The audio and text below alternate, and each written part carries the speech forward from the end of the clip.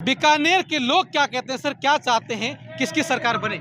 मैं ये चाहता हूँ कि कांग्रेस की सरकार बने। जो सुविधाएं कांग्रेस ने दी है वो आज तक किसी ने नहीं दी है। जो 7 गारंटी अशोक गहलोत जी साहब लेके आए हैं वो आज तक किसी ने नहीं दी, और ये वादा भी किया है इन्होंने कि हम लगातार इस चीज़ को रखेंगे। मैं कल्ला जी की बात का बताता हूँ। कल्ला जी के बारे में, कल्ला जी ऊर्जा मंत्री रहे तो भी उन्होंने बहुत अच्छे काम किए, शिक्षा मंत्री रहे तो भी उन्होंने बहुत अच्छे काम किए। मैं एक सिरमौली समाज से आता हूँ जहाँ पे उन्होंने अपने लेवल पे विधायक कोटे से भी उन्होंने सामुदायिक भवन बनवाया। और मैं वेट लिफ्टिंग कोच भुवनेश व्यास हूँ।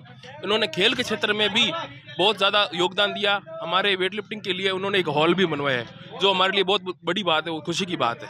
साहब या भाई साहब, कौन किस पर भारी? Only for साहब।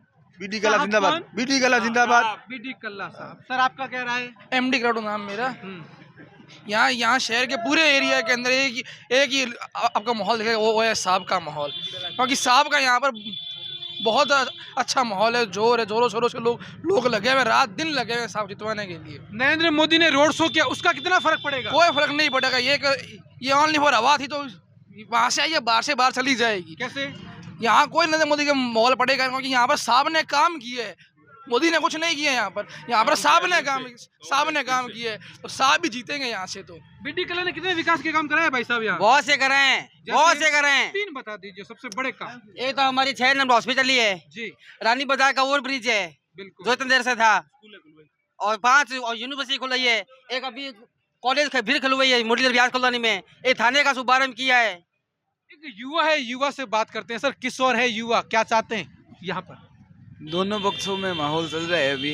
जी, भारी कौन, साहब या भाई साहब? अभी माहौल 50-50 में कह सकते हैं अपन। मोदी के रोड शो के बाद में भी नहीं, मोदी के रोड शो से बहुत प्रभाव पड़ेगा वाकई। कितना फर्क पड़ सकता है? युवा हो इसलिए पूछ रहा हूं। अब 60-40 का माहौल मान सकते हो आप। बीजेपी वाले कहते हैं कि गहलोत सरकार में पेपर लीक बहुत हुए। युवा हो, आप कैसे सोचते हैं? एकदम सही बात है ये।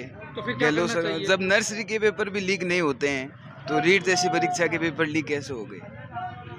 फिर तो विद्यार्थी परिषद एक मैं बात बता सकता हूँ कि बहुत नाराज है, और गहलोत जी की सरकार बननी मुश्किल है थोड़ी इस बार। थोड़ी सी मुश्किल थोड़ी है। मुश्किल है। यहाँ से क्या हो रहा है? बीकानेर पश्चिम में कौन भारी, साहब या भाई साहब? वो तो मैंने पहले ही बोल दिया है, बराबर का माहौल चल रहा है, कुछ भी हो सकता है बीकानेर पश्चिम में। ये सीट बड़ी हॉट है, द्वंद की स्थिति चल रही है, बराबर है, टक्कर कड़क की है।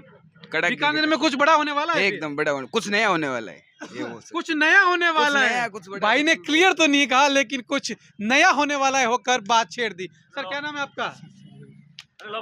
जी सर आप बताइए, आपसे बात अधूरी रह गई। बोलो। अब आप बताओ, क्या यहाँ विकास के कार्य हुए जो अभी तक होने चाहिए आने वाले?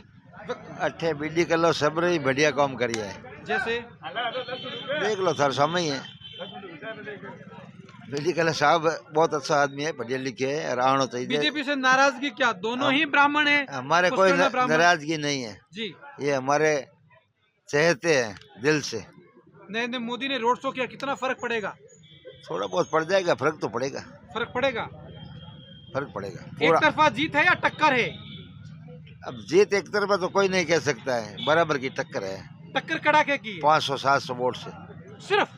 और क्या? और मोदी जी ने रोड शो नहीं किया होता तो फिर कल्ला जी एक तरफा जीत जाते। तो अब मैं ये माने कि जीत एक तरफा तो नहीं है, मुकाबला बड़ा टक्कर का। टक्कर का मुकाबला बड़ा टक्कर का है मोदी के रोड शो के बाद में भी।